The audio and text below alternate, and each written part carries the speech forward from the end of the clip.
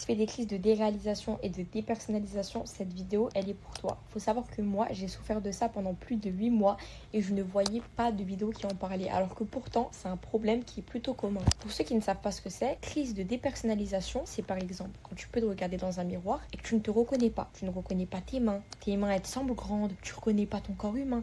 En fait, tu te reconnais pas. Tu te dépersonnalises. Ou par exemple, tu peux parler à tes parents, tes frères et sœurs, tes amis et tu les reconnais pas.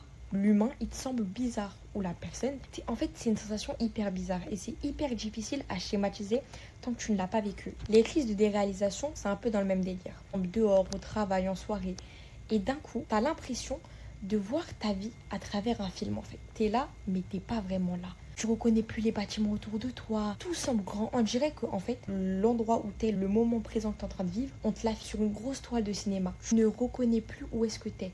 Le monde te semble tellement bizarre. Si vous avez ça, pensez pas que vous êtes fou. Moi aussi, je pensais que j'avais perdu la tête. Je voulais pas en parler par peur de finir dans un hôpital psychiatrique, mais pas du tout. Ouais, donc ça, la DPDR, c'est aussi horrible que c'est répandu. Énormément de gens ont ça. Pourtant, tout le monde est persuadé d'être le seul à le vivre. Donc, je vais en profiter en tant qu'ancien anxieux pour vous parler des deux gros problèmes que ça génère, ce symptôme. L'impression de devenir fou et l'impression de passer à côté de ta vie. En fait, il faut être fou pour ne pas avoir peur de devenir fou quand tu ressens les symptômes de DPDR pour la première fois. Et le plus gros problème que cette peur provoque, c'est que les personnes atteintes du symptôme vont ne pas en parler par peur d'être marginalisées, internées, etc. Et donc, faut pas laisser cette peur vous empêcher d'en parler. C'est ça la première chose. Et vous inquiétez pas, on va pas vous prendre pour des fous. Allez voir un spécialiste, vous lui dites, j'ai l'impression que j'ai un trouble d'anxiété et que cette anxiété me provoque des crises de dépersonnalisation ou de déréalisation. Si tu parles de cette phrase, le personnel va comprendre ce que tu as et il va t'aider. Il va pas aller t'interner ou quoi. Mais le deuxième aspect qui est vraiment horrible, c'est cette impression que la DPDR te vole ta vie. Pour moi, quand j'en avais, c'était vraiment le pire aspect. Tu vois ta vie en spectateur en fait. Ta vie peut être incroyable, tu ne peux pas en profiter parce que tu es en DPDR. Et c'est cette frustration qui est absolument horrible, qui te pousse à réagir par des mécanismes physiques. Donc je vous remets à la liste, ça peut être de la recherche sur internet, de la réassurance auprès des proches, de la collecte d'informations excessives, etc.